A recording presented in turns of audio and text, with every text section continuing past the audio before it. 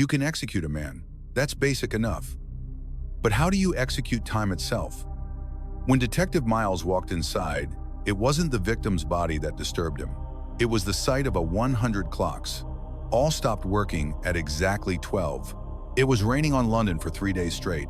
Not the staying kind that hits against windows and floods the channels, but the persistent, whispering sort that seeps into your bones and refuses to leave. Detective Arthur Miles stood outside the shop on Clerkenwell Road, his coat turned up against the sprinkles, watching the fog curl around the street lamps like fog from an extinguished candle. The sign above the door read Whitmore and Sonologist since 1,887 inches faded gold lettering. Through the fogged window, Miles could see the silhouettes of the constables moving inside, their shadows dancing across walls lined with timepieces. He took a slow breath. The cold air sharpened his lungs and pushed open the door. The first thing that struck him was the silence. A clock shop should tick. It should hum with the mechanical heartbeat of 100 different rhythms, creating that peculiar symphony of measured time that makes such places feel alive even when empty.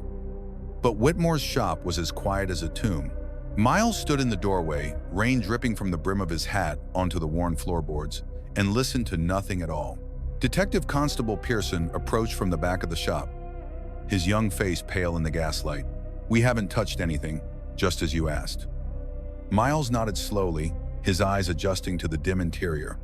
The shop was narrow and deep, with clocks covering every available surface. Grandfather clocks stood like silent sentinels along the walls. Mantel clocks crowded the shelves. Pocket watches hung from hooks like strange fruit. And everywhere on the counter, on tables suspended from the ceiling, more clocks, all shapes and sizes from countries across the world, and every single one had stopped at 12. "Show me," Miles said quietly. Pearson led him through the maze of frozen timepieces toward the back workshop. The constable's boots creaked on the old floor. But Miles moved almost soundlessly, a habit formed over 20 years of police work. As they walked, Miles studied the clocks. Some hands pointed straight up noon, others pointed straight down midnight, but all had ceased their eternal rotation at that single unified moment. The workshop was smaller than the main shop, cluttered with the tools of the horologist's trade. Jeweler's loops lay scattered on a workbench. Tiny screws and springs were organized in wooden boxes with hand-labeled compartments. The smell of oil and metal hung in the air, mixed now with something else, something final. Harold Whitmore lay on the floor beside his workbench, one arm stretched toward a grandfather clock that stood against the wall, its pendulum hanging motionless behind the glass door. The clockmaker was perhaps 60 years old, thin and gay-haired, wearing a leather apron over a waistcoat. His spectacles had fallen to the floor beside him, one lens cracked.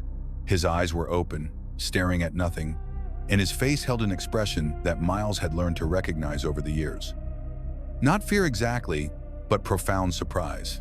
Miles crouched beside the body slowly, his knees protesting the movement. He didn't touch anything yet. He simply looked, letting his eyes gather information the way a camera collects light. "No visible wounds," Pearson offered. "Doctor." Grayson examined him briefly, said it looked like heart failure, most likely. "Natural causes, he thinks." "Natural causes," Miles repeated softly, not as a question, but as if testing the words on his tongue. "Yes, sir," the doctor said. "Men of Mr. Whitmore's age often." "And the clogs?" Pearson fell silent. Miles could feel the young constable's discomfort, his desire for this to be simple. A man died. His heart stopped. These things happen. But the clocks. Miles stood and moved to the nearest timepiece, an ornate French mantel clock decorated with bronze angels. He examined it without touching, looking at the hands frozen at 12. The still pendulum, the silent springs. Then he moved to another and another, each inspection slow and methodical, his weathered face showing no expression. "Has anyone wounded them?" he asked. "No, sir. We found them like this." "All stopped and the shop was locked when you arrived?"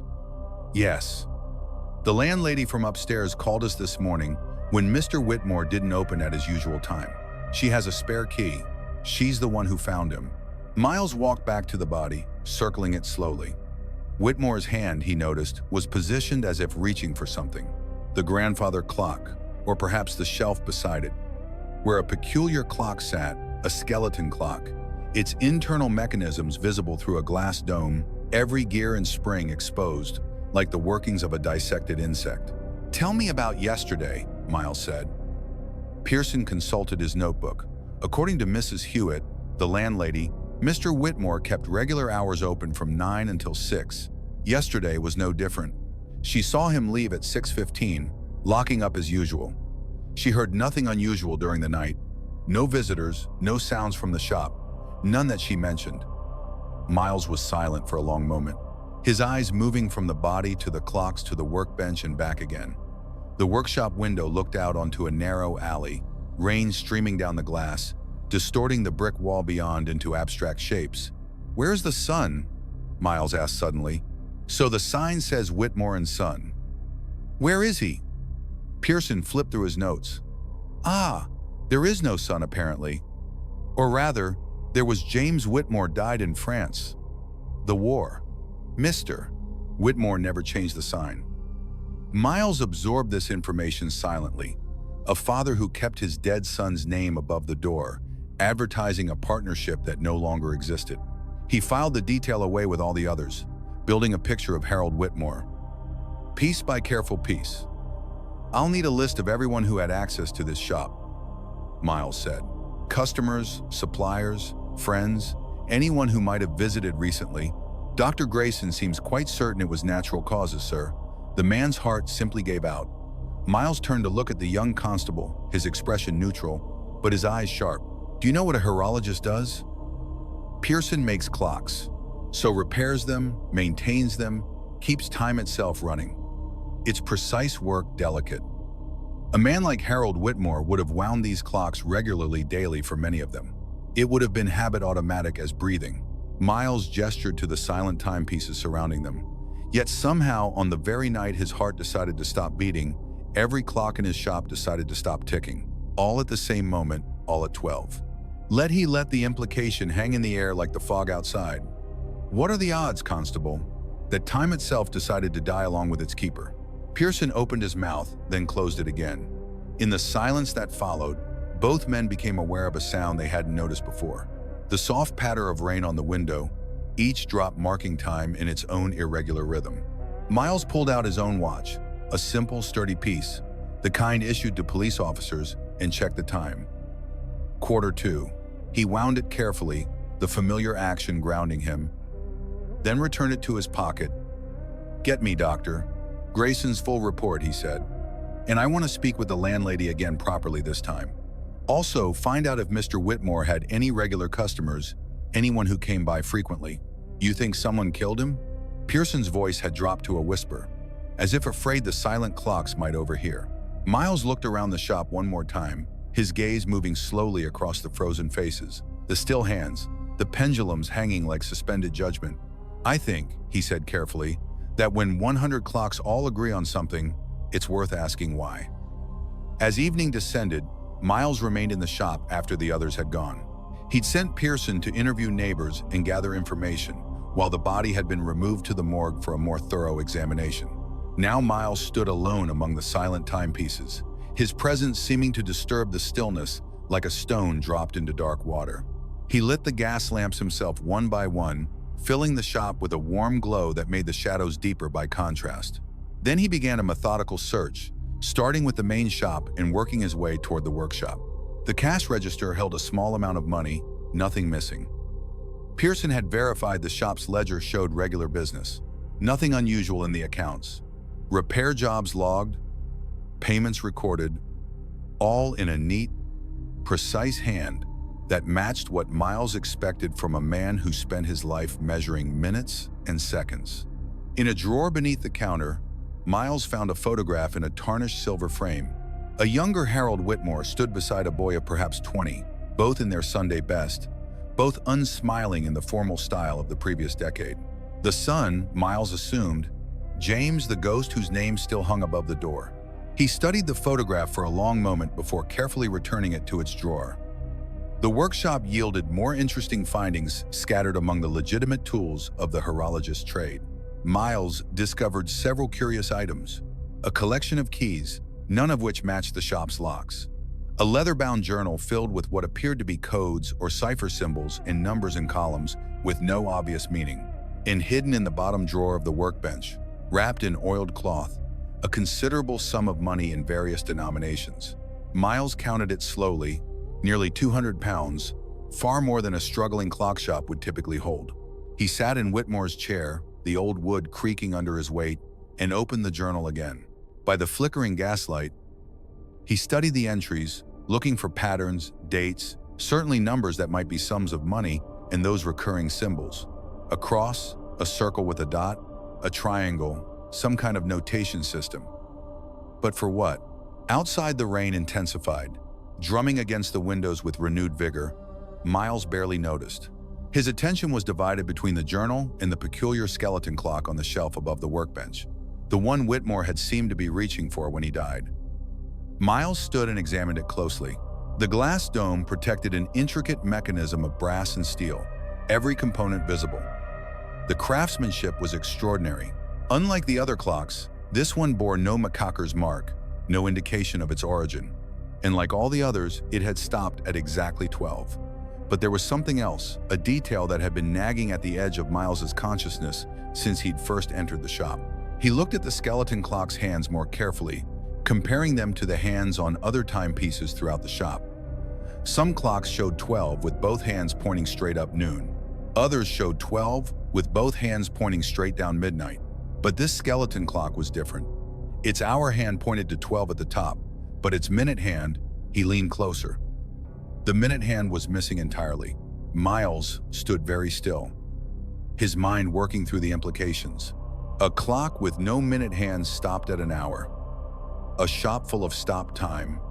A dead man reaching toward answers. And somewhere in this puzzle of frozen moments, a truth waiting to be discovered. He pulled out his pocket watch again and checked the time. 7:30. Outside, London was settling into its evening rhythms. Dinners being served, lamps being lit, people returning home from work. The city moved forward through time, while Whitmore's shop remained trapped in this single suspended instant. Miles carefully noted the position of everything in the workshop, then locked the shop behind him as he left. The rain had softened to mist again, wreathing the street lamps in halos of yellow light. He stood for a moment on the wet pavement, looking up at the windows of the flat above the shop where Mrs. Whit lived. Tomorrow he would interview her properly. Tonight he needed to think. As he walked away through the fog-shrouded streets, Miles couldn't shake the feeling that Harold Whitmore had left him a message. Not in words, but in silence. Not in motion, but in stillness. 100 clocks all stopped at 12. One man dead at an unknown hour. And somewhere between those two facts, a connection that Miles couldn't quite grasp yet, but he would. He always did. It was simply a matter of time. The irony of that thought brought a brief, humorless smile to his weathered face as he disappeared into the London fog. Episode 2, The Landlady's Confession. Detective Miles returned to Clerkenwell Road the following morning, under sky the color of old pewter. The rain had finally stopped, leaving the streets slick and reflecting, turning London into a city of doubled images, buildings in their shadows, people in their reflections, truth in its mirror. He climbed the narrow staircase beside the clock shop, his hand on the worn banister, and knocked on the door of the flat above. The sound echoed in the quiet building, each rap measured and deliberate. "Mrs. Whit," answered almost immediately, as if she'd been waiting just behind the door.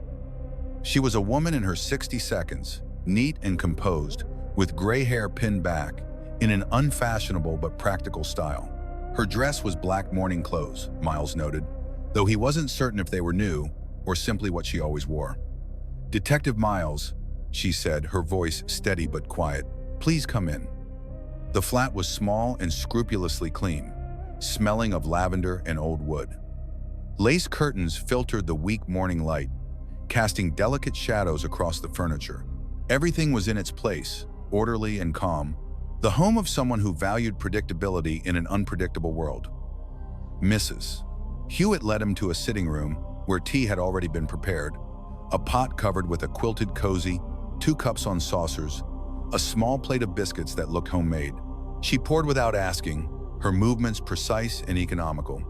"You were very kind to Mr. Whitmore," Miles said, accepting the cup. It wasn't a question. He was a good tenant, quiet, respectful, paid his rent on time every month for 23 years. She settled into her chair with the careful movement of someone whose joints no longer cooperated as they once did. A gentleman, in the truest sense. Miles sipped his tea, strong and bitter, the way he preferred it, and let the silence stretch. This was an old investigator's trick, one he'd learned early in his career. People filled silence. They rushed to explain, to elaborate, to confess. Sometimes you learn more from what they said unprompted than from any question you could ask. But Mrs. Hewitt simply sat, her hands folded in her lap, waiting with the patience of someone accustomed to solitude. "Tell me about the evening before you found him," Miles said finally. "In your own time, everything you remember." She nodded slowly, her eyes focusing on something beyond the lace-curtained window. "It was Wednesday. Mr. Whitmore closed the shop at 6, as he always did. I saw him leave at 1:15. He always took a few minutes to tidy up before locking the door. He walked past my window carrying his umbrella. He nodded to me as he did every evening. A small gesture, but consistent, reassuring. Did he seem troubled, anxious? No more than usual." She paused, reconsidering. "Mr. Whitmore was not a happy man, Detective. Not unhappy precisely, but burdened as if he carried some weight that never quite left his shoulders, but that was his natural state. That evening, he seemed no different." Miles made a mental note, burdened. "Did he have visitors that day?" "The shop had customers. Certainly, I don't pay close attention to such things. It isn't my business, but I heard the bell ring several times throughout the day. The usual sort of traffic for his trade." "Can you describe any of them?" Mrs. Hewitt's brow furrowed slightly. "There was a younger man in the morning, well-dressed, dark coat. He stayed perhaps 20 minutes. In the afternoon, an elderly woman brought in a clock for repair. She's a regular customer, lives on the next street. Mrs. Chen, I believe her name is." And she hesitated. "Yes. There was another man late in the afternoon, perhaps 4. I noticed him because he seemed out of place, rough-looking, not the sort who typically patronizes a horologist." Miles leaned forward slightly. "Can you describe him more specifically?" Tall, broad-shouldered, he wore a docker's cap and had a thick beard.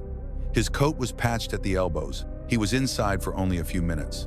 And when he left, he seemed agitated, angry perhaps. He slammed the shop door hard enough that I heard it up here. "Did you mention this man to Constable Pearson?" A flush of color rose in Mrs. Hewitt's cheeks. "No, I didn't think of it. When I found Mr. Whitmore, I was so distressed that many details simply fled my mind. It wasn't until later after you'd left that I remembered." Miles made careful notes in his own book, his handwriting small and precise. "Did you hear anything unusual during the night? Any sounds from the shop below?" "No, nothing at all. I retire early, usually by 9. I'm a light sleeper, Detective. The building is old and sounds carry. I would have heard if someone had broken in, if there had been a struggle or she trailed off," her composure faltering slightly. "But you heard nothing." "Nothing. Just the usual sounds of the building settling, the rain on the roof. I slept undisturbed until my usual waking time at 6. Miles nodded slowly, processing this information. A locked shop, no sounds of disturbance, and yet a room full of stopped clocks and a dead man. "Mrs. Whit, there's something I must ask you, and I need you to think carefully before answering. It may seem strange, but it's important." She straightened in her chair, her hands tightening slightly in her lap. "Of course. Did you at any point during the night hear the clock stop?" The question hung in the air between them. Mrs. Hewitt's expression shifted through several emotions: confusion, consideration, and then something else. Something that looked almost like fear. That's an odd question, Detective." Nevertheless, she was silent for a long moment, her eyes distant, remembering. When she spoke again, Her voice had dropped to barely above a whisper. "I heard them," she said. Miles felt the hairs rise on the back of his neck. "What did you hear?" "I thought it was a dream.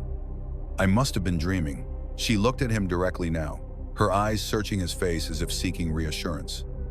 "It was midnight. I woke. I don't know why. Sometimes one simply wakes, doesn't one? And I lay there in the darkness, and I could hear the clocks in the shop below. They were all ticking, all those different rhythms, that peculiar symphony that Mr. Whitmore's shop always made. I'd lived above it for so long that I barely noticed anymore. It was like the sound of one's own heartbeat, always there, but invisible to consciousness." She paused, her hands now gripping each other tightly, and then they stopped. Not all at once, but she struggled to find words. Like a wave, like dominoes falling, I heard them cease one after another in rapid succession. Tick, tick, tick. Silence, tick, tick, silence, tick, silence, until there was no sound at all. Complete quiet, and I lay there in my bed in the dark listening to nothing, and I felt she shook her head. I felt as if time itself had stopped breathing. The room was very still. Miles could hear the faint whistle of wind through a crack in the window frame, the distant sound of a cart passing in the street below. "How long did the silence last?" he asked quietly. "I don't know. It felt like an eternity, but it couldn't have been more than a few minutes. Eventually, I fell back asleep. When I woke in the morning, I'd convinced myself it had been a dream. Just a strange dream brought on by the rain and the late hour." But now, she looked at him with something like pleading in her eyes. "It wasn't a dream, was it?" "No," Miles said gently.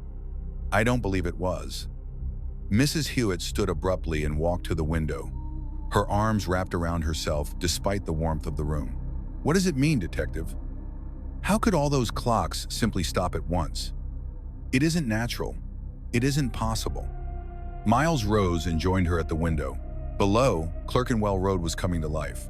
Shopkeepers opening their doors, workers hurrying to their employment, the ordinary machinery of London grinding forward through time. But the shop directly beneath them remained dark and still, its windows reflecting nothing but gray sky. "Did Mr.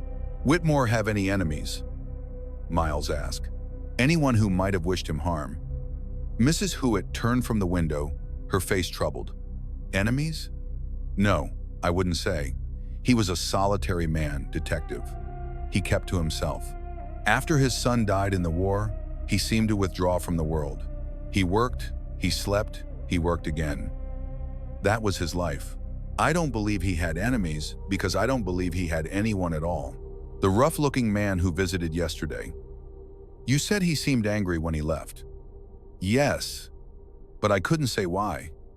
I didn't hear their conversation." Miles walked slowly around the sitting room, his eyes taking in the details. Photographs on the mantelpiece. Mrs. Whit in younger days with a man who must have been her late husband. A bookshelf with well-worn volumes, mostly novels and religious texts. A sewing basket beside her chair. A half-finished bit of embroidery depicting a pastoral scene. Did Mr. Whitmore receive mail? Occasionally business correspondence, mostly bills and invés, very rarely anything personal, and in recent weeks, anything unusual. Mrs. Whit considered this. There was a package about a fortnight ago.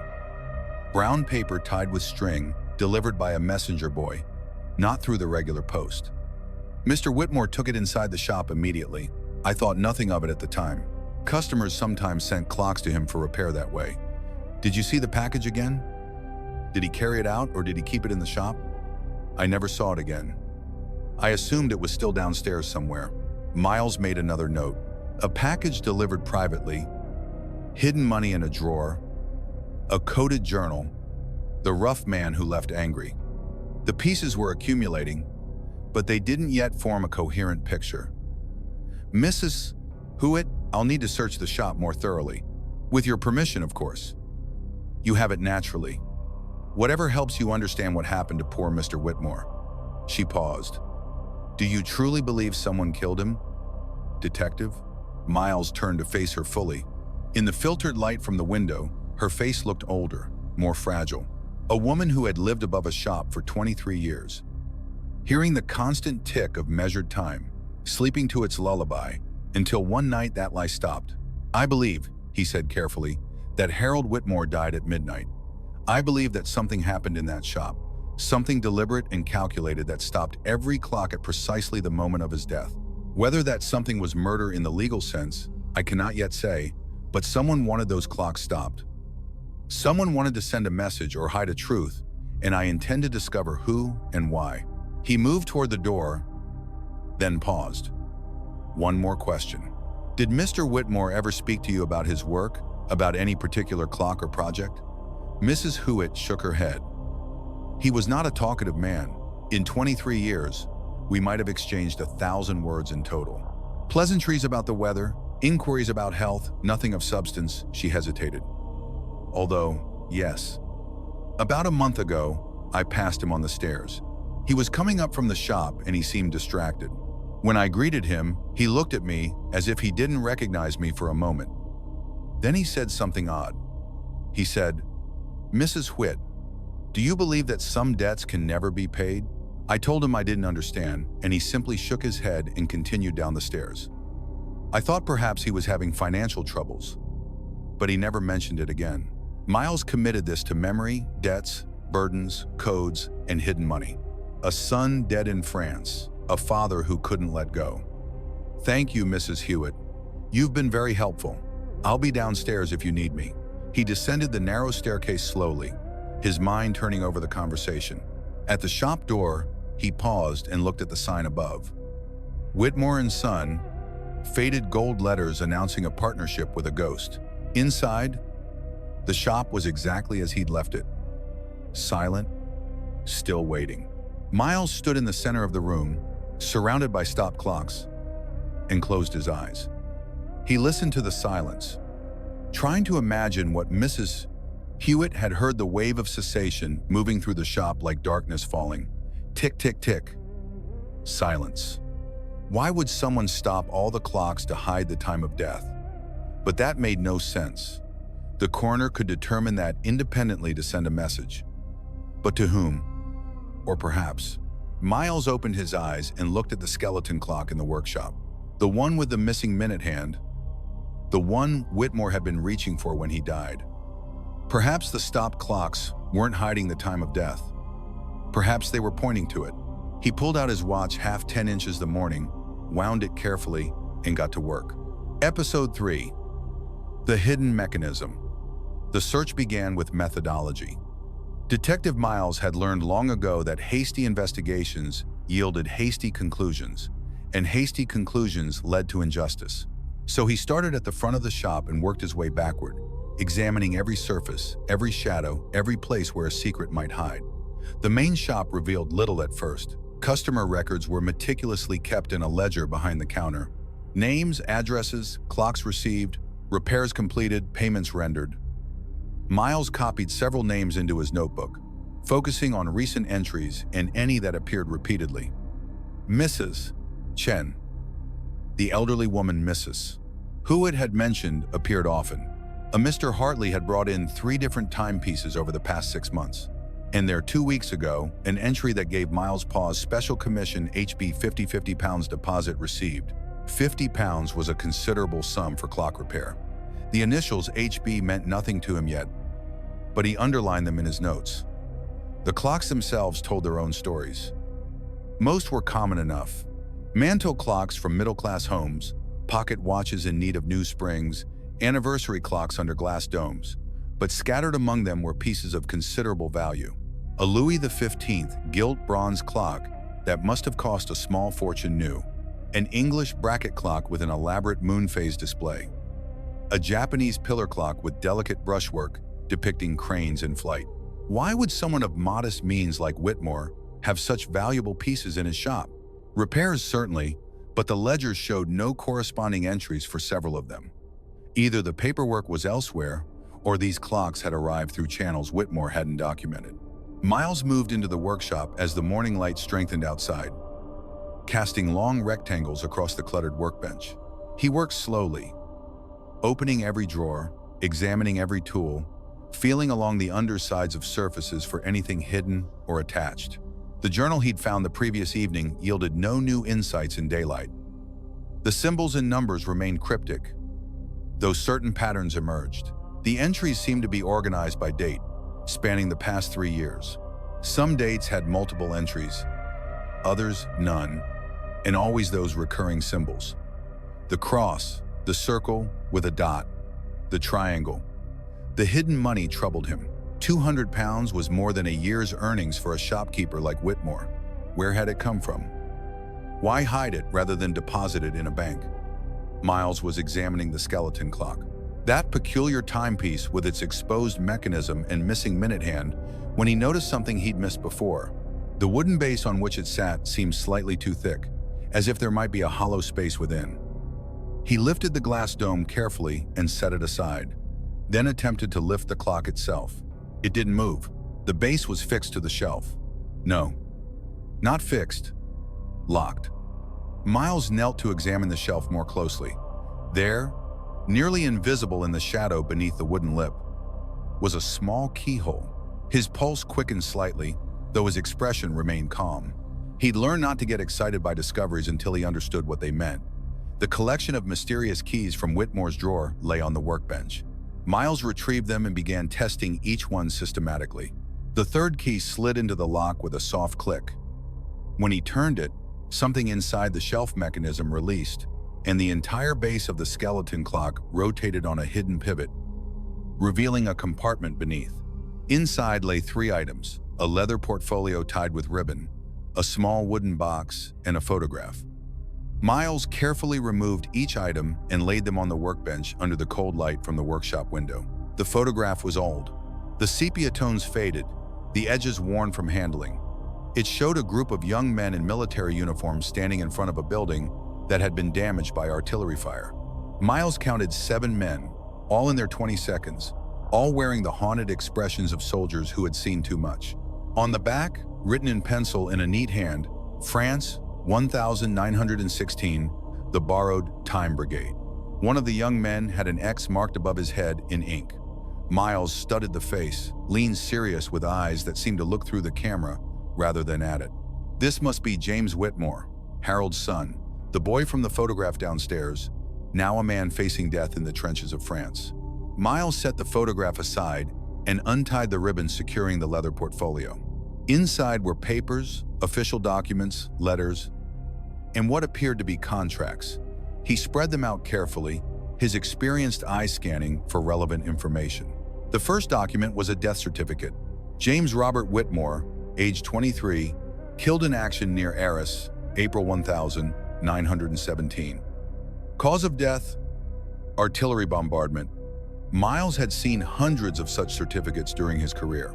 The war had produced an endless supply of them, each one a small rectangle of paper marking the end of a world. But there was another document beneath it, and this one made Miles's breath catch in his throat. It was a promissory note dated 3 months before James's death. The language was formal, almost archaic. I, James Robert Whitmore, do hereby acknowledge a debt of honor in the sum of £200 to Mr. Henry Blackwood, said debt incurred through games of chance.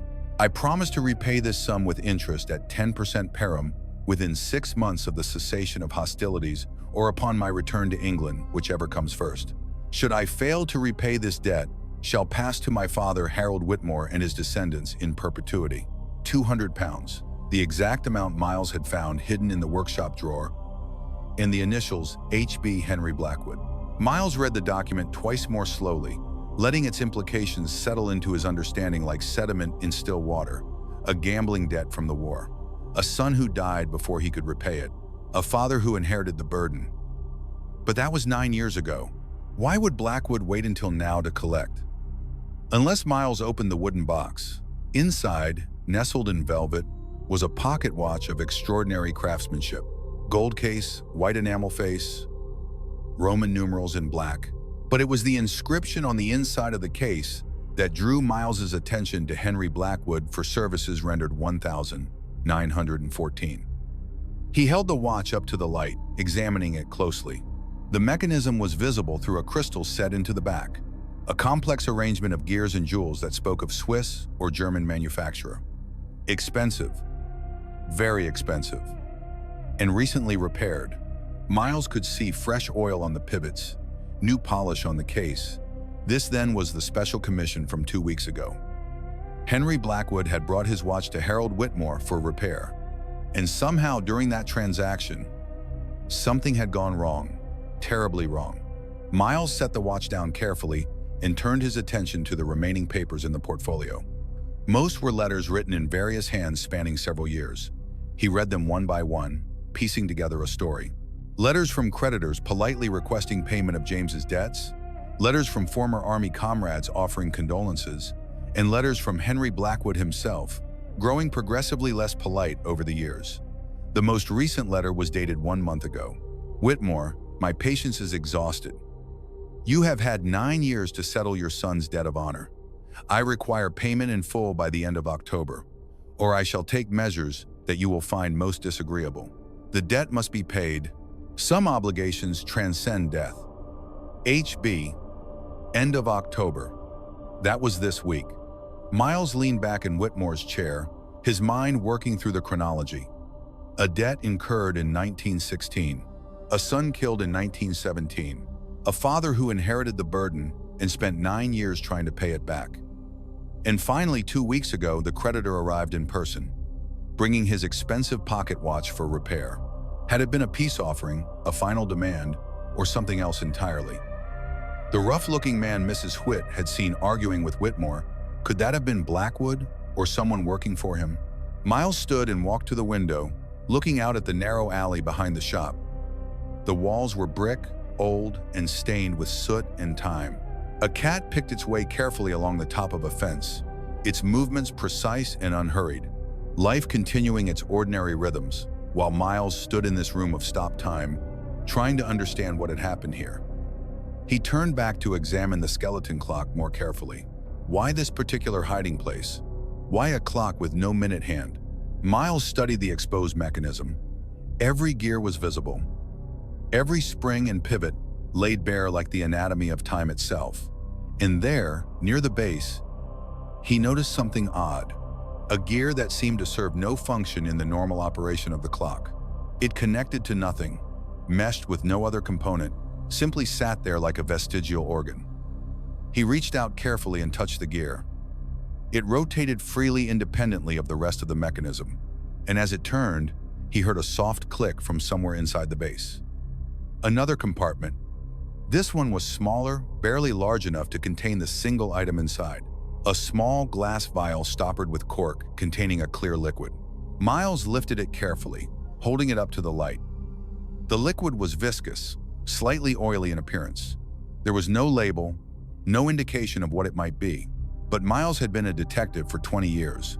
He had investigated poisonings, accidents, murders of every conceivable variety, and he knew that clear, oily liquids hidden in secret compartments rarely contained anything benign. He stopped the vial securely and slipped it into his pocket. This would need to go to the police laboratory for analysis, if his suspicions were correct, if this was some kind of poison.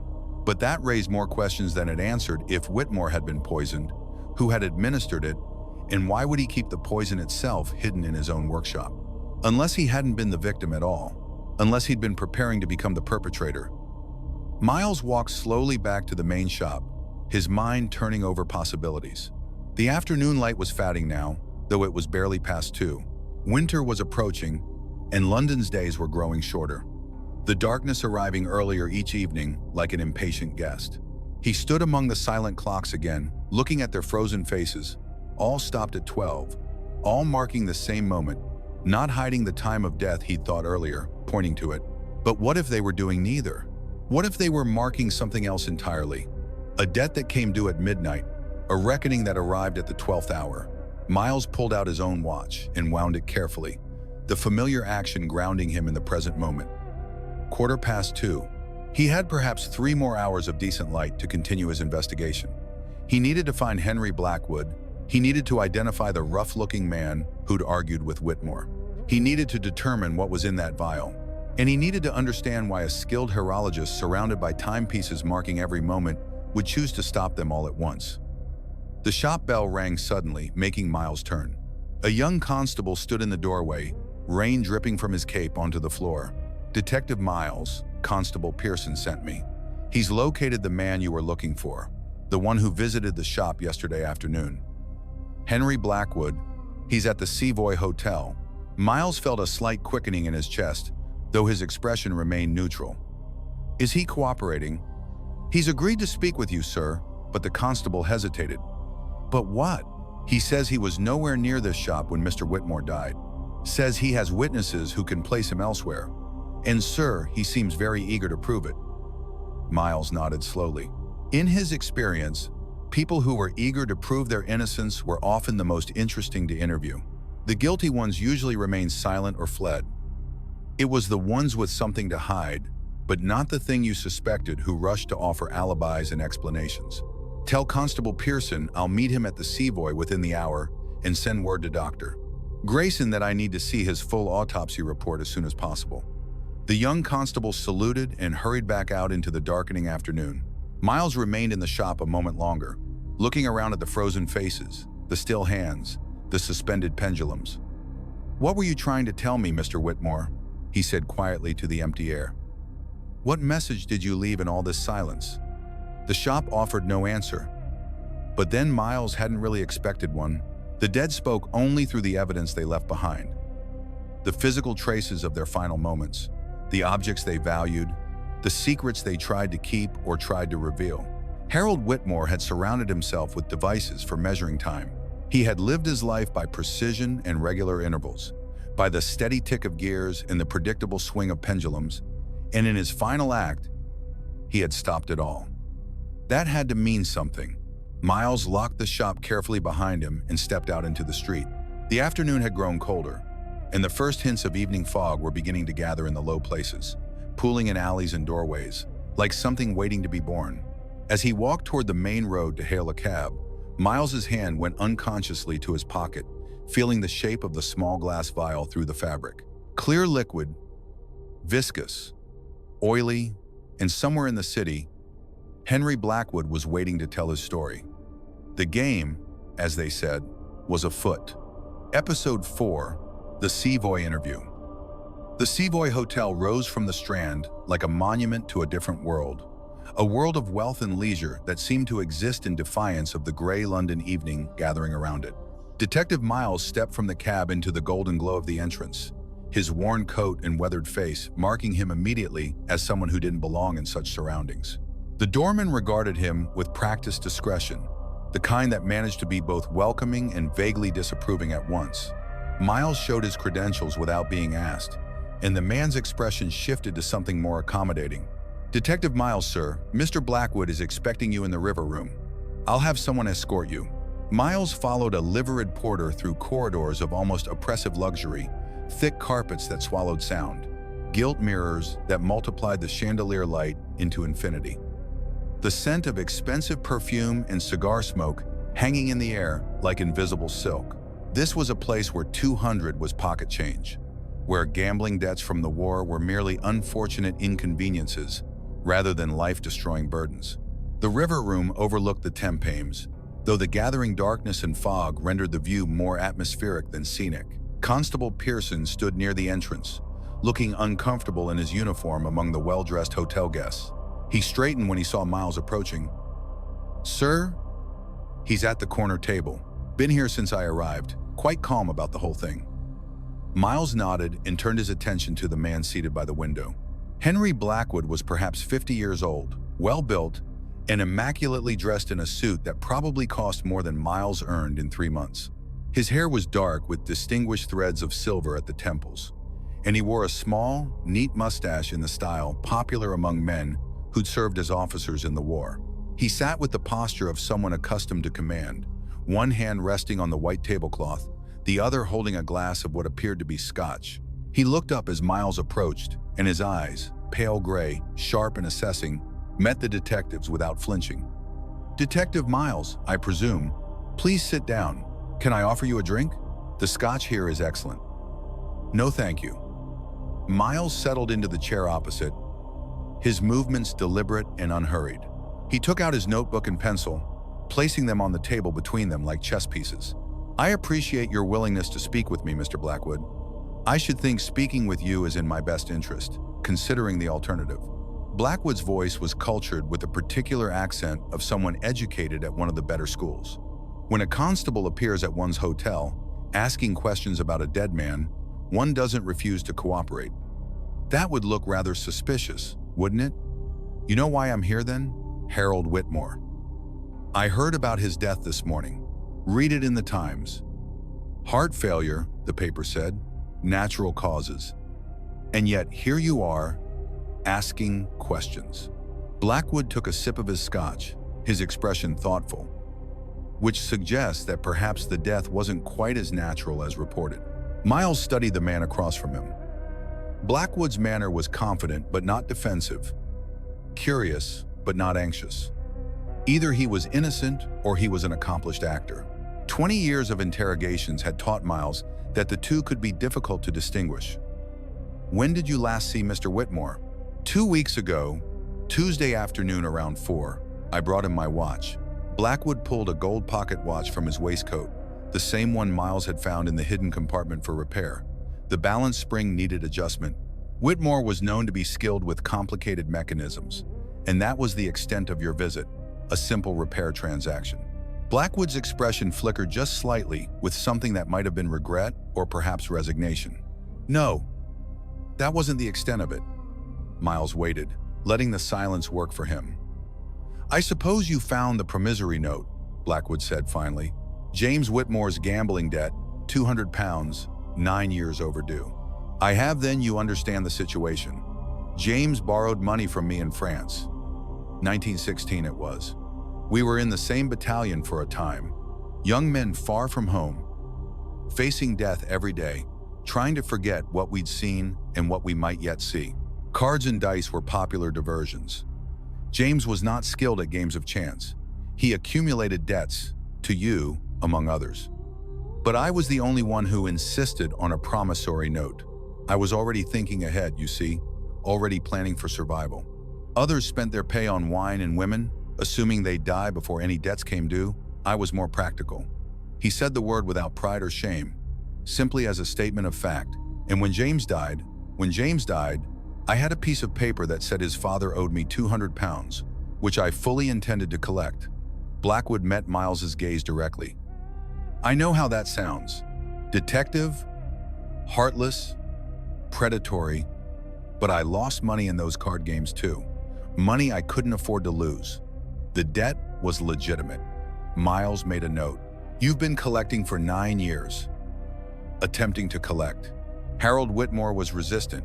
He paid in small amounts irregularly. £50 1 year, nothing for 2 years, then 3-0. He claimed poverty, claimed his business barely sustained him, and perhaps that was true. But a debt is a debt. You sent him threatening letters. I sent him letters requesting payment. The tone became progressively firmer over the years. Yes, the most recent one. You found that too. I imagine gave him a deadline end of October. I wanted the matter settled. That's this week precisely, which is why I came to London to collect in person or to reach some final arrangement. Blackwood set down his glass carefully. But detective, I didn't kill him. I had no reason to. A dead man can't pay his debts? Harold Whitmore was worth more to me alive than dead. It was logical. Miles had to admit, but logic and truth weren't always the same thing. Tell me about your visit 2 weeks ago. Everything that happened. Blackwood leaned back in his chair, his eyes distant, remembering. I arrived at the shop around 4. As I said, Whitmore was alone. I gave him my watch for repair, and then I broached the subject of the debt, told him I expected payment in full by the end of the month. He became upset. Not angry exactly, but distressed.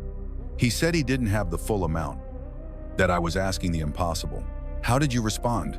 I reminded him that he'd had 9 years to accumulate it, that I'd been more than patient, that his son's honor and his own demanded the debt be paid. Blackwood's jaw tightened slightly. He said something then that struck me as odd. He said, "Some debts can't be paid with money, Blackwood. Some debts require blood." Miles felt a chill that had nothing to do with the temperature. Mrs. Whit had mentioned Whitmore asking about debts that could never be paid. This phrase had clearly been weighing on him in his final weeks. What did you understand him to mean by that? I didn't know. I assumed he was being dramatic. Guilt over his son's death, perhaps twisted into some kind of philosophical statement. But now Blackwood looked at Miles with something that might have been genuine concern. Now I wonder if he was planning something final. You think he killed himself? I think he was a broken man carrying a burden he couldn't shed. His son dead, his business struggling, a debt he couldn't pay. And Blackwood's composure cracked slightly. I was pressing him for money he didn't have, using his dead son's name as leverage.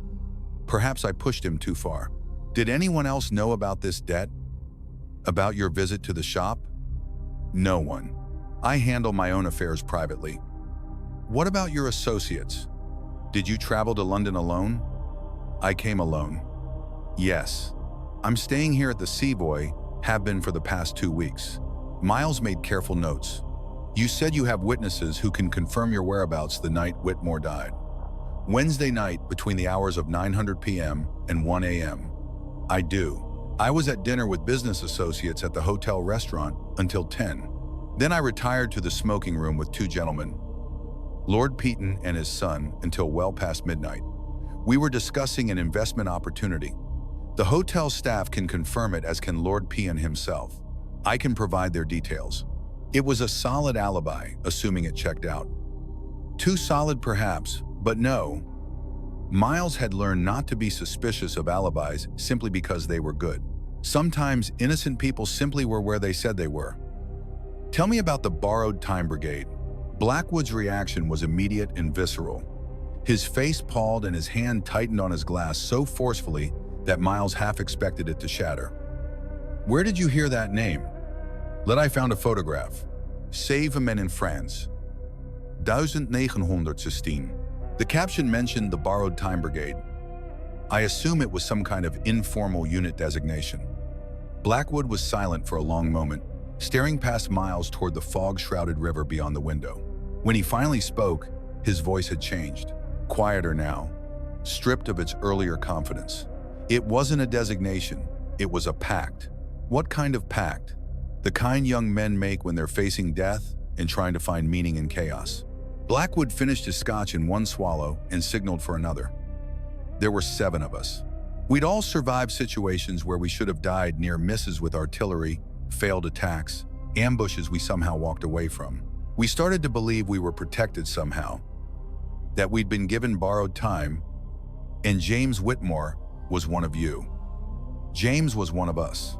Along with myself, there was Peter Ashford, Thomas Green, William Chen, Robert Harris, and Michael Sutton. 7 men who made a vow. Miles wrote down the names carefully. What was the vow? We swore that if any of us died in the war, the survivors would look after his family, ensure they wanted for nothing, share our borrowed time with those who'd lost theirs. Blackwood accepted the fresh scotch from a waiter and took a drink before continuing. It was noble sounding at the time. We were drunk on survival and sentiment, but then James died and we learned what such vows actually cost. You were supposed to look after Harold Whitmore. We all were. But when the war ended, the brigade scattered. We returned to our lives, our own families, our own struggles. The vow faded like a dream. Only Blackwood's expression darkened. Only the debt remained, that promissory note James had signed, and I realized I could use it as justification. I could collect what was owed and tell myself I was simply being practical, that the vow didn't override legitimate debts. You rationalized it. I rationalized it. Blackwood met Miles's eyes again. I told myself that money was money, that business was business, that James would have wanted his debt paid. But the truth is, detective, I broke the vow. I took from Harold Whitmore instead of giving to him. And if he died because of that, he left the sentence unfinished. Miles considered this carefully. Guilt could be a powerful motivator, but it could also be a useful disguise. A man who confessed to moral failures might be trying to hide more concrete crimes. Mr. Sen, Blackwood, do you know anything about clocks? About how they work? The question clearly surprised him. Clocks know nothing beyond the basics. Why? When Mr. Whitmore's body was found, every clock in his shop had stopped at exactly 12, all of them simultaneously. Does that mean anything to you? Blackwood stared at him, comprehension slowly dawning. The 12th hour, the midnight deadline, the moment borrowed time runs out. I'm asking if you know how such a thing could be accomplished. Mechanically, I mean, how does one stop a H100 red different clocks at the same moment? I have no idea. I told you I know nothing about horology. But Blackwood hesitated. There was one member of the brigade who did. William Chen. He worked with his father in a clock repair business before the war. He and James used to talk about mechanisms and timepieces. They were quite close. William Chen Miles felt a piece click into place. Mrs. Chen, the regular customer who'd brought in a clock for repair the day before Whitmore died. The elderly woman, Mrs., who it had mentioned, is William Chen still alive? As far as I know, he returned to his family business after the war somewhere in London. I don't recall exactly where. Miles made a note underlining Chen's name. What about the others? The rest of the brigade? Peter Ashford died in 1920. Influenza. Thomas Green immigrated to America. Robert Harris. I'm not sure. We lost touch. And Michael Sutton. Blackwood's expression became troubled. Michael Sutton died 3 months ago. Suicide.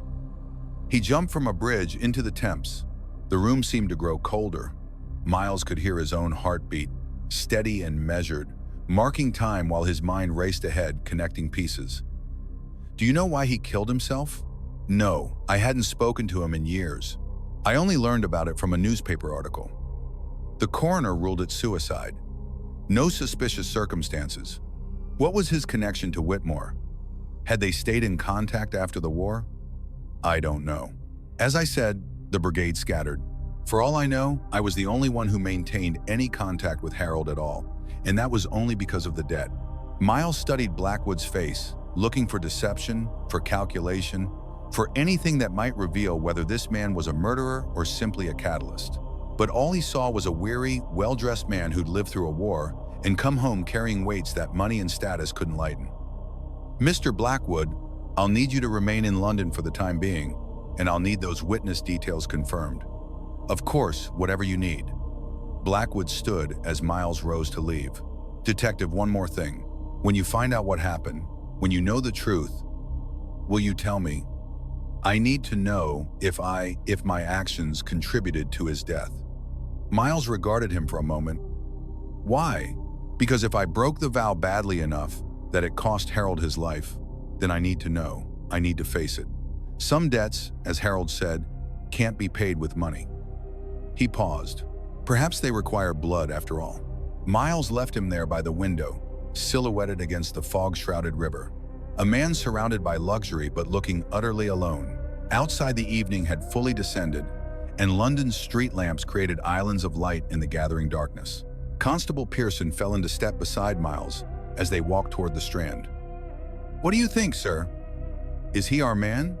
I think Miles said slowly that he's a man who caused pain without meaning to, which is sometimes worse than deliberate cruelty. But whether he's a murderer, he shook his head. The alibi will need checking thoroughly, and this Chen, fellow, should we bring him in? Not yet. First, I want to know more about the borrowed time brigade, and I want to know how Michael Sutton died. Get me the coroner's report on his suicide. And Pearson. Miles stopped, turning to face the young constable. Find out if there were any unusual circumstances surrounding Peter Ashford's death as well. The influenza victim. You think they're connected, sir? That was 5 years ago, I think, Miles said, looking up at the fog-wrapped sky. That borrowed time always comes due eventually. And I think 7 men made a vow in France that they couldn't keep. Now 3 of them are dead. And I need to know if someone is collecting on a very different kind of debt. Letty pulled out his pocket watch, 6:15, and wound it carefully. The familiar gesture grounding him as it always did. Come on, we have work to do. And Pearson, so have the laboratory analyze that vial I sent them. I need results by morning. As they walked through the darkening streets towards Scotland Yard, Miles couldn't shake the image of Harold Whitmore's shop. All those stopped clocks. All those frozen moments all pointing to 12. The hour when debts come due, the hour when borrowed time runs out, the hour when perhaps someone had decided to collect what they were owed. Episode 5. The Bedtime. Detective Miles arrived at Scotland Yard as the city clock struck 7, a sound that now carried new significance. Each chime a reminder of the silent shop on Clerkenwell Road where time itself had stopped breathing. The building was quieter at this hour, most of the day staff having departed, leaving only the skeleton crew that kept the machinery of justice grinding through the night. The laboratory was in the basement, a realm of chemical smells and harsh electric lighting that seemed to exist outside of normal time. Dr. Raymond Foster, the police chemist, was hunched over a microscope when Miles entered, his white coat stained with various compounds, his gray hair standing at angles that suggested he'd been running his hands through it in concentration.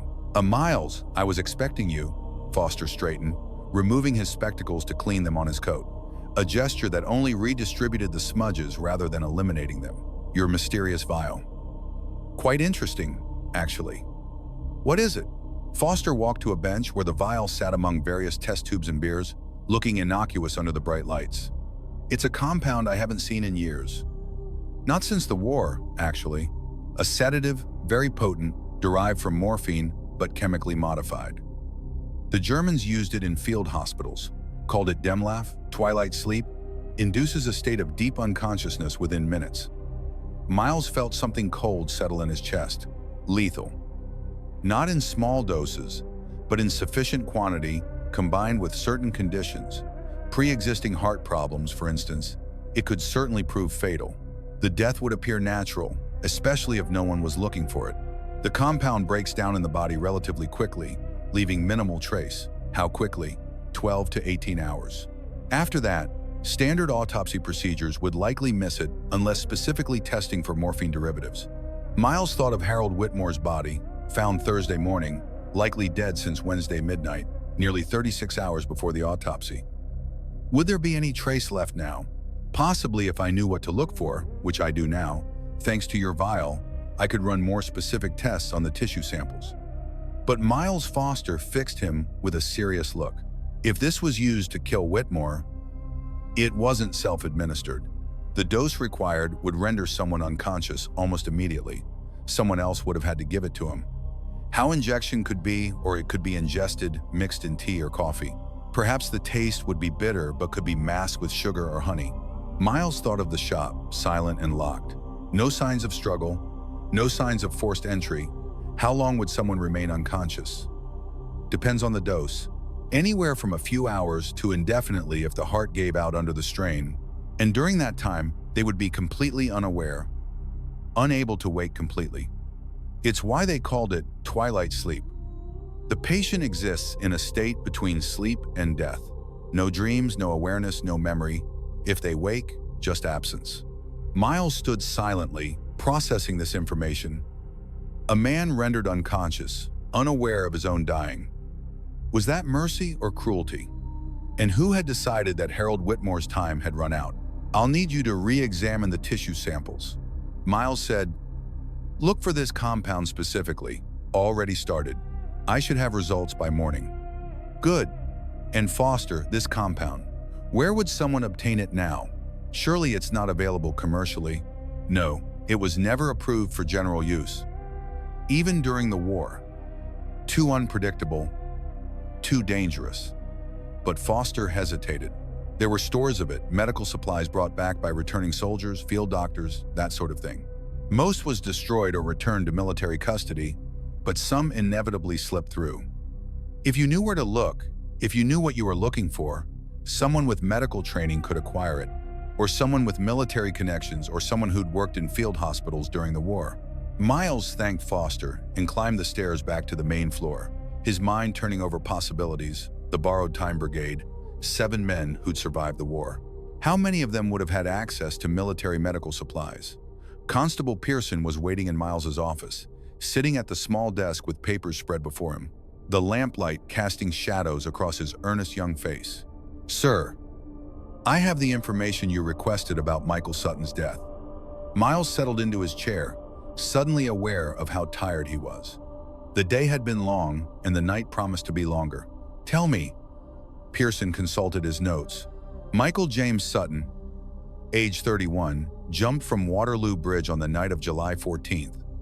Body recovered from the Thames the following morning. Coroner ruled it suicide. No suspicious circumstances. He'd been drinking heavily. According to witnesses at a nearby pub, left no note. Next of kin Lou, a sister in Manchester. She told the coroner that Michael had been troubled since the war, suffered from what she called dark moods and nightmares.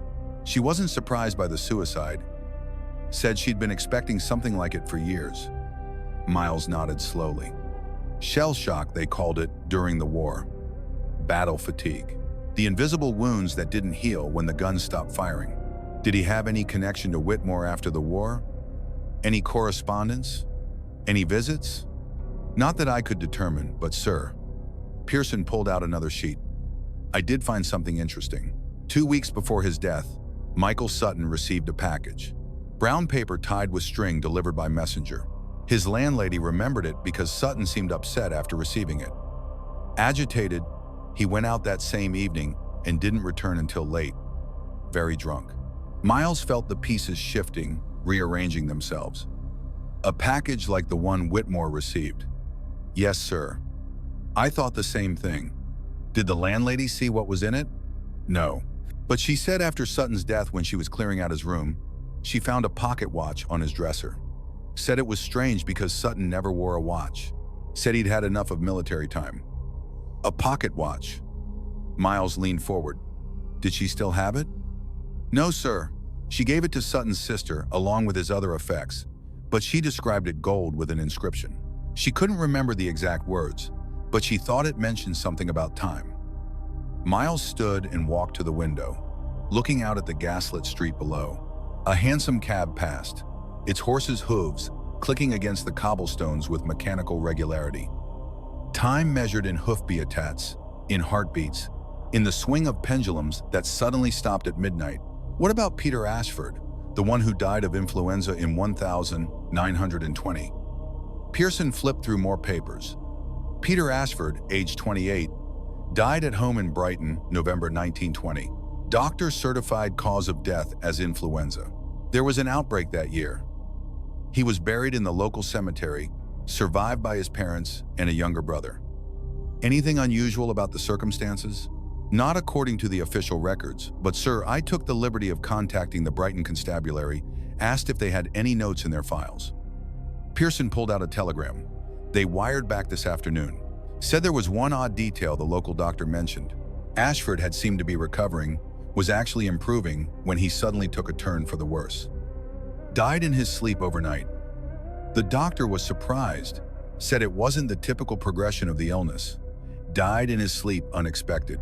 No one looking for anything suspicious because influenza was the obvious explanation, killing thousands across Britain that year. Miles returned to his desk and pulled out the photograph he'd taken from Whitmore's shop. 7 young men in France, 1916, the Borrowed Time Brigade. He studied each face, trying to see past the uniform expressions of wartime photographs to the individuals beneath. James Whitmore, dead in 1917, killed by artillery. Peter Ashford, dead in 1920, supposedly influenza. Michael Sutton, dead in July 1925, suicide by drowning. Harold Whitmore, dead Wednesday night, supposedly natural causes. That left 3. Henry Blackwood, who'd admitted to breaking the vow and pursuing the debt. Thomas Green, who'd immigrated to America, and William Chen, the clockmaker's son, who'd worked with his father before the war.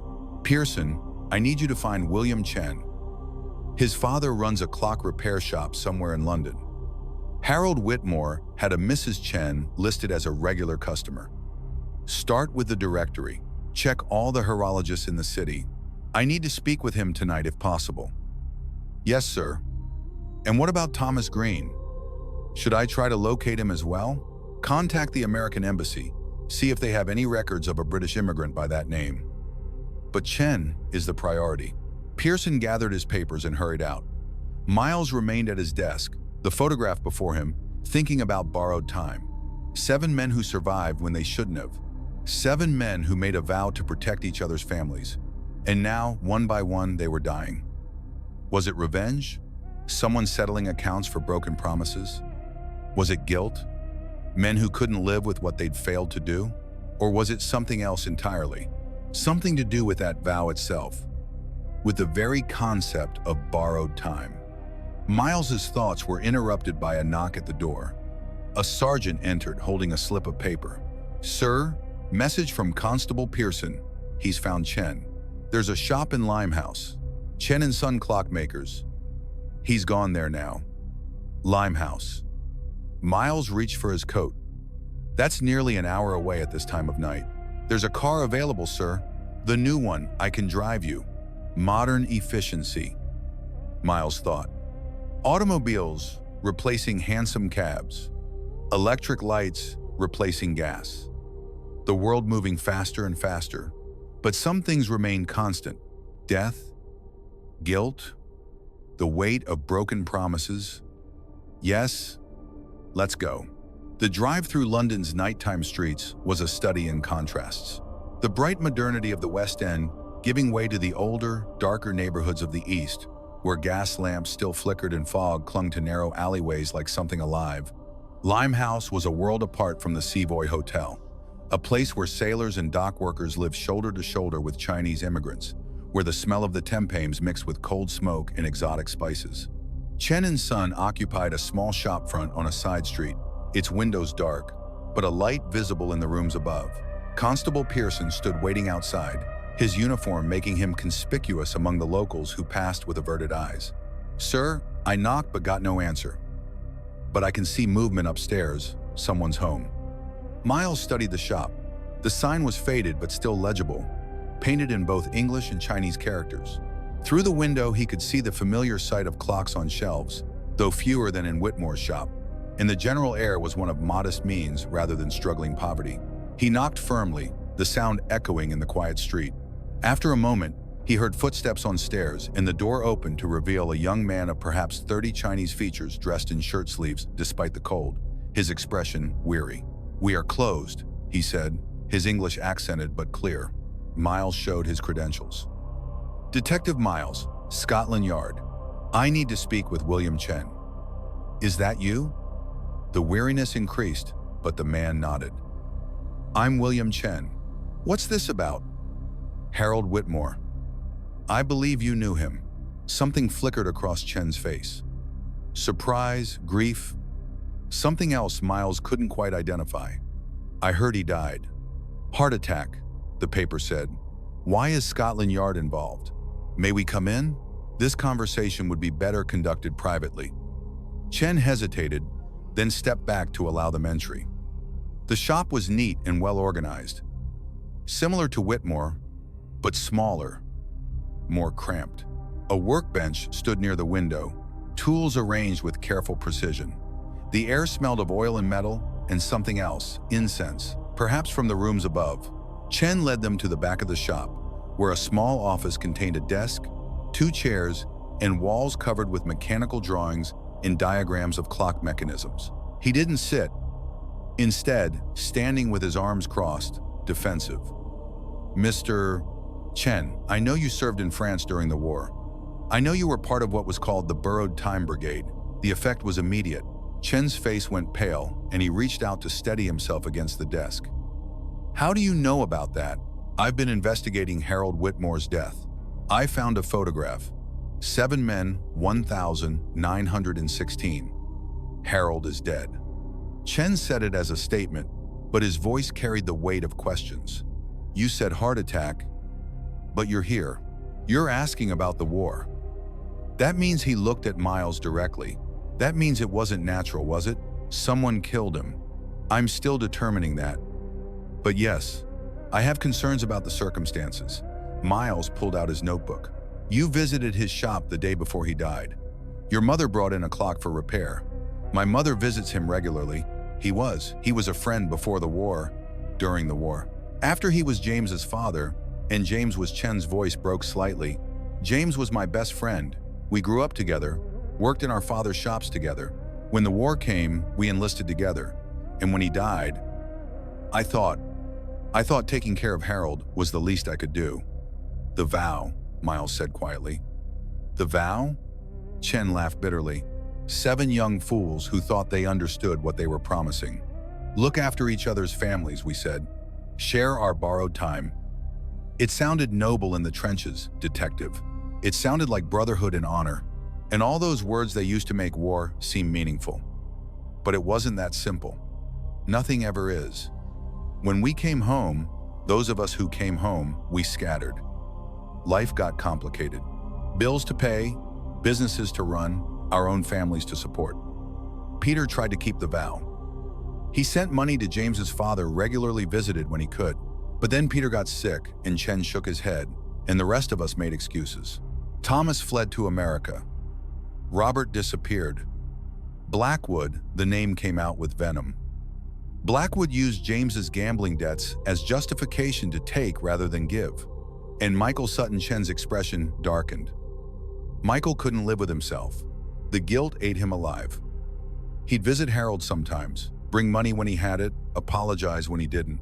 He'd sit in that shop surrounded by ticking clocks and talk about how time was running out, how borrowed time always came due. And then 3 months ago, he didn't finish the sentence. He killed himself. He jumped into the Thames, drowned under the weight of broken promises. Chen looked at Miles with eyes that held their own weight of guilt. We all killed Michael. Detective, every one of us who broke the vow, we let him carry the burden alone until it crushed him. Miles let the silence settle before asking his next question. Mr. Chen, did you visit Harold Whitmore on the night he died? No, I was here working late on a commission. My mother can confirm it. She brought me dinner around 8. Did Harold seem troubled when your mother visited? Did she mention anything unusual? Jen hesitated. She said he seemed distracted, kept looking at one particular clock, a skeleton clock he kept in his workshop. She said he told her the hour was approaching, that debts would soon be settled. The skeleton clock, the one with the missing minute hand, the one Whitmore had been reaching for when he died. Mr. Chen, I need to ask you something that may sound strange. Is it possible to make multiple clocks stop at the same time all at once, at a predetermined moment? Chen stared at him. Why would you ask that? Please, just answer the question.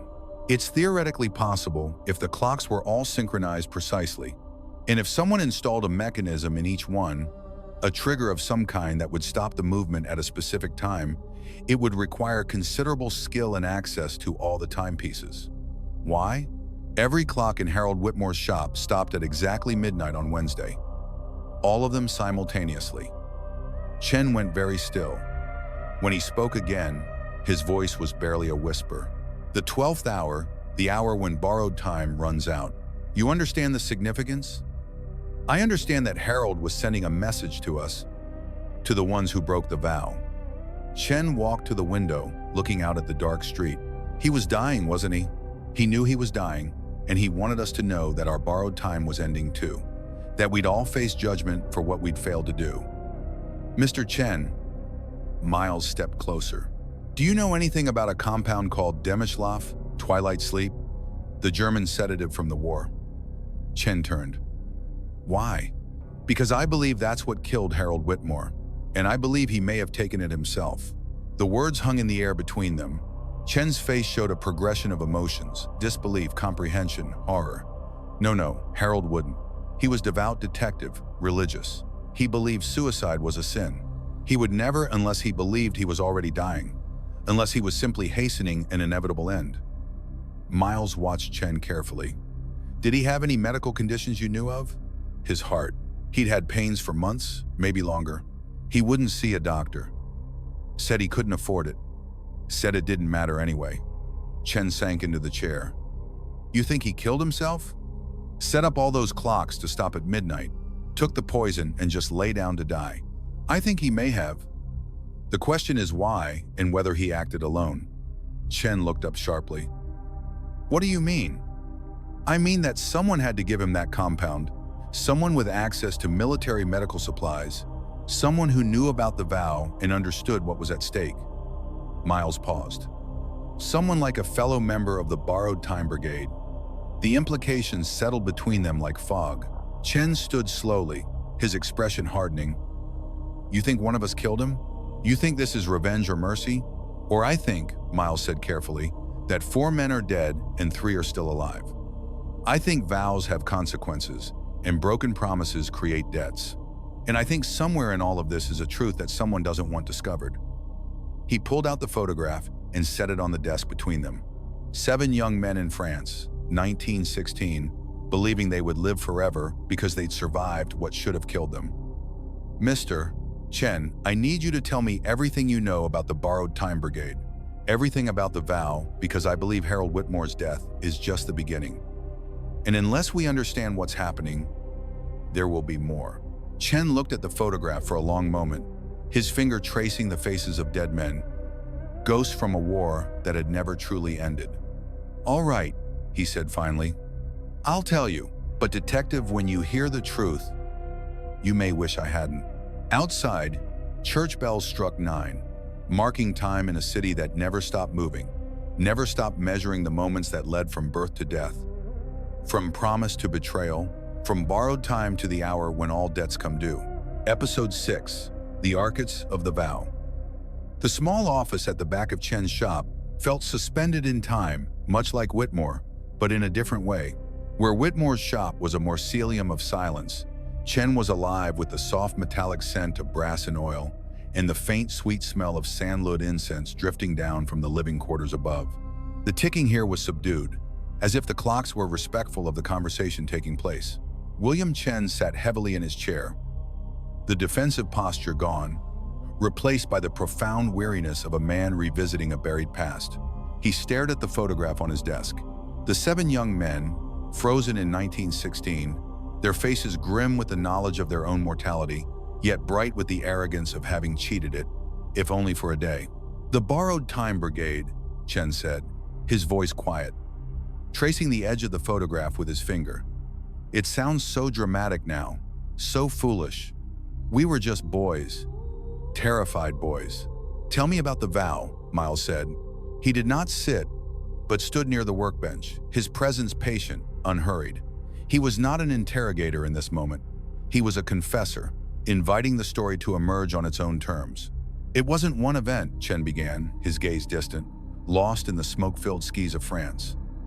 "It was a series of events. We were a runner squad carrying messages between the lines near Arras. It was the most dangerous work. You weren't in a trench. You were in the open. Every trip you expected to die." Pointed to the photo that was taken after the assault on Vimy. "Our entire company, nearly 80 men, was ordered to take a secondary trench. Only 7 of us made it back. Not wounded, not captured, just back. We sat in a bombed-out church that night, passing around a bottle of cheap wine and Michael Sutton. He was always the most poetic, the most fragile. He said we were ghosts. He said we were living on time that wasn't ours, that it was borrowed from the men who didn't come back." The shop was silent, save for the whisper of a single regulator clock on the wall, its long pendulum sweeping in a slow, hypnotic rhythm. James Harold's son, he was the moral one, the anchor. He said, "If our time was borrowed, we had to pay for it. Not with money, but with service. So we made the pact. We swore on, I don't know, on our very survival, that if any of us fell, the survivors would take his share of the burden. We would look after his family, his parents, his wife, whoever he left behind. We would ensure they never wanted for anything. We would combine our borrowed time and share it with them. We were in effect vowing to become their sons, their brothers, their husbands." "A profound promise," Miles murmured, the words barely disturbing the air. "A promise we didn't understand," Chen countered, his voice laced with bitterness. "It's easy to promise brotherhood when you're facing artillery. It's much harder when you're facing rent, a failing business, and a screaming child. When the war ended, we came home, and the vow came with us. But the world was different. We were different." He stood and walked to his own workbench, picking up a tiny gear, examining it as if it held some answer. "James was the first to fall just months after we made the vow, killed by a shell that landed where he'd been standing a second before. His borrowed time, it just ran out. and the vow transferred to his father, Harold. Yes, at first we tried. Peter Ashford, he was the kindest of us. He sent money every month, wrote letters. I came by the shop. I helped Harold with difficult repairs. We would sit in the workshop just as I'd done with James and talk about mechanisms. It was my way of pretending James was still there and the others. Blackwood Chen spat the name like something foul. Blackwood always saw the world in ledgers. He saw the vow as sentiment and James's gambling marker as business. He used the debt to excuse himself from the promise. Robert Harris, he was the quiet one. A medical orderly. He saw too much. When he came back, he just vanished. Lost touch with all of us. Thomas Green, he was always the pragmatist. He said the war was over and Europe was finished. He took his savings and went to America to start fresh, to escape the ghosts. And Michael Sutton, Miles said. Chen's shoulders slumped. Michael was the one who truly believed, and he was the one who couldn't bear the weight of our failure. He drank. He'd show up at Harold's shop weeping, apologizing. He saw our broken promise as a stain on his soul. His death, it wasn't a surprise, it was an inevitability. We all broke the vow, detective, but Michael was the only one who died of it. Miles let the silence stretch, his mind fitting the pieces together. Guilt, debt, broken promises, a pattern of death. Mr. Chen, you are a master horologist like Harold Whitmore, Miles said, changing the subject with deliberate care. I asked you if it was possible to stop 100 clocks at once. You said it was. Chen turned from his bench, his eyes weary. Theoretically, I need you to move beyond theory. How would you do it? How would Harold Whitmore have done it? Chen looked at Miles for a long time, a look of shared professional understanding passing between them. He was no longer a suspect, perhaps, but a consultant, an expert witness. He would have used a master. Chen said slowly, you can't wire 100 clocks together without it being obvious. You can't set 100 individual timers to go off at the exact same second. It's not precise enough. You need a single source, a master clock that acts as the trigger. The skeleton clock in his workshop, Miles stated, the one with the missing minute hand. Chen nodded, a flicker of sad admiration in his eyes. Yes, that would be it. It was our passion project. James, Harold, and I, we started building it before the war. A clock that didn't just tell time, but controlled it. We wanted to build a clock that could send a signal to other clocks to synchronize them. James called it the conductor. How would it work? A wireless signal. No too complicated, unreliable. An electrical pulse, possible. If he spent years preparing, he could have run fine wires from the master clock to each timepiece hidden under shelves behind walls. But that's difficult, Messi. Chen paused, thinking like an engineer. No, he would have used a custom escapement, a small secondary mechanism installed in every single clock, a receiver, and the trigger. At 12, the master clock, the conductor would strike, but not a bell. It would be designed to release a specific high-frequency vibration, something that would travel through the wood of the shelves, the floorboards, a frequency that only the custom-made receivers in the other clocks would be sensitive to. Upon receiving that vibration, a tiny lever in each clock would trip, locking the balance wheel. He looked at Miles, his expression one of awe. It would stop them all. Not instantly, but in a wave, just as Mrs. Hewitt described, the vibration spreading through the shop. Tick, tick, silence, tick, silence it. It would be his masterpiece, a symphony of cessation, Harold's final silent oratorio, a suicide note written in machinery. Miles breathed. A message to all of you. The 12th hour, the end of borrowed time. He was always obsessed with that number, Chen whispered. He told me once that 12 wasn't the middle of the day or night. It was the joint, the hinge, the moment where one day ends and the next has not yet begun. A moment that exists outside of time, a moment of judgment. Miles moved closer to the desk. Mr. Chen, the vial of Demloff, the sedative. Dr. Foster believes Harold could not have administered it to himself, that its effects would be too rapid. He would have been unconscious before he could hide the vial and lie down. Chen's face palled. He looked cornered. He was dying, wasn't he? Miles pressed, his voice gentle, rhythmic, like the rain that had fallen 2 nights prior. His heart was failing. You knew this? Yes, Chen admitted. He'd had pains for months. He refused to see a doctor, he said. He said he had work to finish. He said he would not die a slow, pathetic death in a hospital bed. He would die in his shop, surrounded by his work at an hour of his own choosing. Did he ask you to help him? Chen flinched as if struck. He turned away, unable to meet the detective's eyes. He asked me to get the sedative. He knew I had contacts from the war, from my time in the field hospitals. He said he wanted to be asleep when his heart finally stopped. He wanted to feel no pain. He just wanted to cease at the precise moment his clocks did. And did you get it for him? The silence in the room was absolute. Even the regulator clock on the wall seemed to hold its breath. No, Chen said, his voice cracking. I couldn't. I told him it was madness. I told him it was a sin. I told him James would not have wanted it. We argued terribly. It was the first time we had ever truly fought. I left his shop in anger. That was 2 weeks ago, the day Blackwood visited.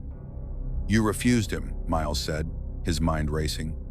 I refused him, Chen confirmed, his shoulders shaking with silent sobs. I thought I had talked him out of it. I thought he had accepted it. But Harold was a proud man, a stubborn man when I refused. He must have found someone else. Who? Miles asked, though the name was already forming in his mind. I don't know, Chen said, sinking into his chair, burying his face in his hands. Blackwood. No, Harold despised him. Green is in America. Sutton. Sutton was already gone. That leaves one name, Mr. Chen. Miles picked up the photograph of the brigade. The quiet one, the medical orderly, the one who vanished. Robert Harris, Chen whispered, looking up, his eyes wide with a new dawning horror. Oh God. Robert. Miles left Chen's shop an hour later. The streets of Limehouse shrouded in a damp, cold fog that coiled around the gas lamps. Chen had given him nothing more. He truly didn't know where Harris was. He was just another ghost from the war, lost in the sprawl of London. Miles found a public telephone and called the yard. Constable Pearson answered, his voice sharp with wakefulness. Sir, any luck with Chen? He's not our man, Miles said quietly, but he's confirmed the death was a planned event, an assisted suicide designed as a message. I need you to find Robert Harris, the 7th member of the brigade. He was a medical orderly. He would have access to Demishlav. I've already started, sir. Pearson's voice was tight with excitement. After you left, I went back through the files. Harris wasn't as lost as the others thought. He didn't vanish. Miles stood very still in the cold, dark street, the receiver pressed to his ear. Go on. He's been in London all this time. He was employed until 6 months ago as a medical orderly at St. Bartholomew's Hospital. He left that post shortly after Michael Sutton's death. A cold dread, separate from the fog, settled on Miles Pearson. There's more, sir. The package, the one delivered to Michael Sutton 2 weeks before he jumped from Waterloo Bridge, the one that upset him so badly, I tracked down the original dispatch log from the messenger service. Pearson paused as if to let the weight of his words gather. The sender's address was a boarding house in Islington. The sender's name was listed as R. Harris. Miles closed his eyes. It wasn't just Harold. It was Sutton, too, and Ashford, Peter Ashford, who died of influenza in 1920, who took a sudden, unexpected turn for the worse. He's not an assistant, Pearson, Miles said, his voice a low monotone, the pieces clicking into place with horrifying clarity. He's not an angel of mercy. So, he's an executioner. He's enforcing the vow. He's collecting the debt. Miles looked out into the fog. Harris hadn't helped Harold die. He'd murdered him, just as he'd murdered Sutton, and just as he'd likely murdered Ashford. The borrowed time wasn't a metaphor. It was a death sentence. And Robert Harris was the one deciding when it ran out. Get me the address of that boarding house, Miles said, his voice hard. And send word to Dr. Foster. Tell him to exhume the records for Peter Ashford and Michael Sutton. I think he'll find they didn't die of influenza or suicide." "Right away, sir." "Where are you going?" "I'm going to find a ghost," Miles said, and hung up the phone. He stepped out of the booth, pulling his coat tighter. The fog seemed to swirl around him, thick and suffocating, as if London itself was trying to hide the man he now had to find. The man who had learned to execute time itself, one broken promise at a time. Episode 7, The Final Reckoning. The drive to Islington was a journey through a city submerged. The fog had consumed everything, turning the familiar streets of London into a ghostly labyrinth. The police car's headlamps were two weak yellow eyes cutting futilely into a wall of gray vapor. Detective Miles sat in the passenger seat, the world reduced to the rhythmic thump of the windscreen wipers and the low thrum of the engine. He was not moving toward an arrest so much as an answer. The pieces, once scattered and cryptic, now assembled themselves in his mind with the cold, inevitable precision of one of Harold Whitmore's clocks. This was not a story of greed like Blackwood's. It was not a story of weakness like Chen. This was a story of faith, a terrible, twisted faith. Robert Harris, the quiet one, the medical orderly, the man who had seen too much death in the trenches and had come home to find that the war had merely changed its uniform. He had watched the vow, a sacred pact sealed in blood and survival, dissolve into excuses and compromises. He had watched Michael Sutton, the poet of the group, drink himself into a grave of guilt. He had watched Blackwood, the pragmatist, turn honor into a line item in a ledger. And he had decided to act. He had appointed himself the executive of the vow, the one man left who understood that borrowed time was not a gift, but a loan that must be repaid. His methods were as quiet as his demeanor. As a medical orderly, he knew the subtle pathways to death. Peter Ashford, 1920. Recovering from influenza, his family relieved. It would have been so easy for Harris to visit, a comforting brother in arms, bringing a tonic to speed recovery. A tonic that would stop the heart, a death that would be blamed on the unpredictable nature of the flu. Michael Sutton, 1925, already drowning in guilt and alcohol. Harris had only to provide the final push. The package, what was in it? A letter, a final cold ultimatum, or perhaps the Demoiselle itself, presented as a soldier's escape. A final piece. Harris would have been there, watching from the shadows of Waterloo Bridge, ensuring the suicide was completed. And now, Harold Whitmore. This was the master stroke. Harold, broken-hearted and dying, had conceived of his own exit, a grand silent statement, a suicide note written in stalled machinery. He had designed the conductor clock to stop time at the hour of his judgment. He had sought help to die without pain. He had turned to Chen, who refused him. So he turned to the only other man who could help, the medical expert, Robert Harris. Miles could see the scene as if he had been there. Harris arriving at the shop on Clerkenwell Road, not with malice, but with a terrible, serene purpose. Harold would have let him in, believing him an angel of mercy. They would have talked. Harold would have explained his machine, his desire to die at exactly 12 when the clocks all stopped. But Harris was not an assistant. He was a judge. He could not allow Harold to control the hour of his own death. That was his decision to make. He would have prepared tea. He would have slipped the Demoiselle into Harold's cup long before midnight, perhaps at 9 or 10. He would have watched the old man grow drowsy, watched him slump to the floor, reaching for his masterpiece, his skeleton clock. Then Harris would have waited. Miles pictured him sitting in the workshop chair in the dark, surrounded by the ticking of 100 clocks. He would have sat for hours, a silent vigil, listening as the life faded from the man on the floor. He would have listened to the city outside, the distant sounds of a world unaware. And then at the stroke of 12, he would have heard it. The high-frequency vibration from the conductor, the soft, cascading wave of clicks as 100 pendulums stopped. Tick, tick of silence, tick, silence, silence. A symphony of cessation, Harold's message. But Harris had co-opted it. He had turned Harold's energy into his own judgment. He had stayed to watch the mechanism work to ensure the message was sent. Then he would have slipped out, locking the door behind him, his work complete. "We are here, sir," The driver's voice pulled Miles from his reverie. The boarding house in Islington was a tall, narrow building of soot-stained brick, pressed between a pie shop and a darkened tobacconist. The fog was so thick here, it seemed to cling to the walls, muffling all sound. Miles instructed the driver and 2 constables he'd brought to wait to cover the rear exit, but to make no move until he called for them. This was not a confrontation for force. This was a confession. He knocked on the heavy oak door. After a long moment, it was opened by a landlady in a flannel dressing gown, her hair in papers.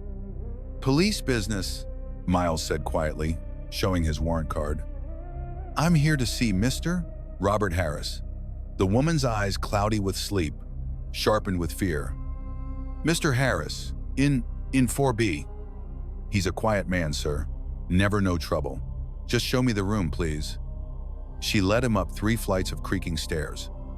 The air in the house was stale, smelling of boiled cabbage and damp wool. The gas lamps on the landings were turned low, casting long, wavering shadows. At the top floor, she pointed to a door at the end of a narrow hall. "That's it, sir."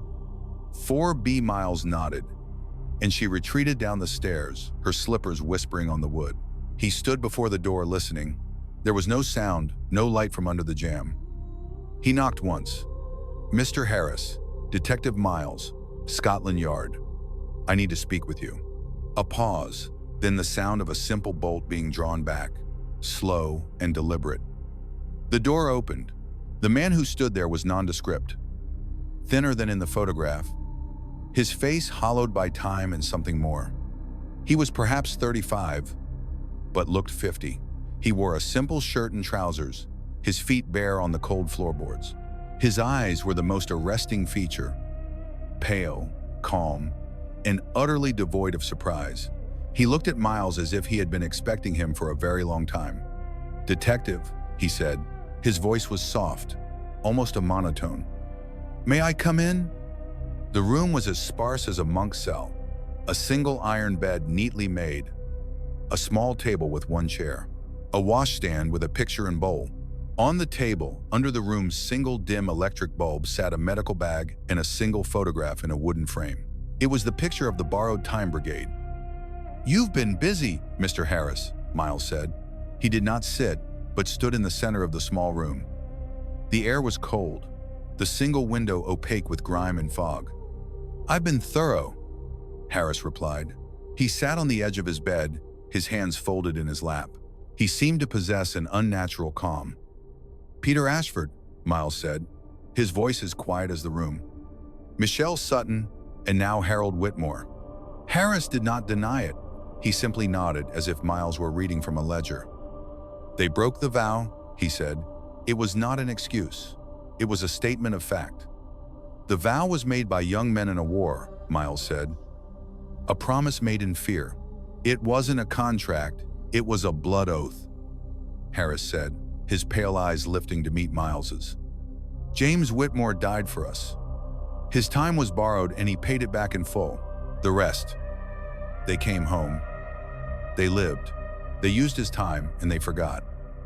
Gaze drifted to the photograph. Blackwood. He spat on James's memory. He turned honor into money. Green fled. A coward Chen. William was weak. He stood by and watched Harold suffer, offering comfort when he should have offered justice. And Michael, a flick of something, the only emotion Miles had seen, passed over Harris's face. Michael knew he felt the weight of it, but he was weak, too. He tried to drown the guilt in a bottle. He didn't have the strength to do what was necessary. "So you helped him," Miles said.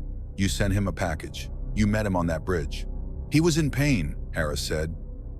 "I offered him the peace he craved. The same peace I offered Peter when his body was weak. The same peace I offered Harold when his heart was broken. You offered them Demlaff," Miles stated. "You murdered them." Harris stood slowly, his calm unwavering. "I did what no one else had the courage to do. I enforced the promise. I was the executive of James's will." He picked up the photograph. "They were all living on borrowed time. Detective, I was simply the one who came to collect. And Harold Whitmore's clocks, his grand message, his idea," Harris admitted, a faint, thin smile touching his lips.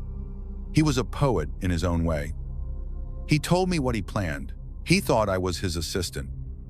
He didn't understand. He wanted to die, but I was the one who had to sign the certificate. I was the one who had to choose the hour. So you poisoned him early and you waited. You sat in that dark shop for hours with a dead man just to watch the clock stop. It was fitting, Harris said, his voice distant. The 12th hour, the hour of judgment, the moment Harold himself had chosen. I respected his artistry, detective. I simply provided the finality. He looked at Miles, his expression clear, almost pleading for understanding. Don't you see? It was justice. It was the only true thing left from all that mud and blood. A promise kept. Miles looked at this man, this ghost from the war who had carried the trenches home with him and turned all of London into his battlefield. He was not a monster. He was something sadder. He was a man who had confused judgment with God. Robert Harris, Miles said, his voice formal, the sound strange in the small, cold room. I am arresting you for the murder of Harold Whitmore, Michael Sutton, and Peter Ashford. Harris nodded slowly. He set the photograph back on the table face down. He offered no resistance as Miles produced the handcuffs. The click of the metal latch was the only sharp sound in the room, a final percussive note. Later, as dawn tried to break through the retreating fog, Miles stood on the Victoria Embankment, watching the Thames. The water was the color of slate, slow and heavy, carrying the city's secrets out to sea. Harris was in a cell, his confession taken, the case files on their way to the prosecutor. It was over. William Chen would live carrying his guilt. Henry Blackwood would live carrying his shame. Thomas Green in America would never know how close the executioner had come. The case was solved. Justice in its cold procedural form would be served, but Miles felt no triumph, only a profound aching weariness. The war was supposed to have ended 9 years ago, but here on the streets of London, its casualties were still being counted. He pulled his own pocket watch from his waistcoat, a simple, sturdy piece.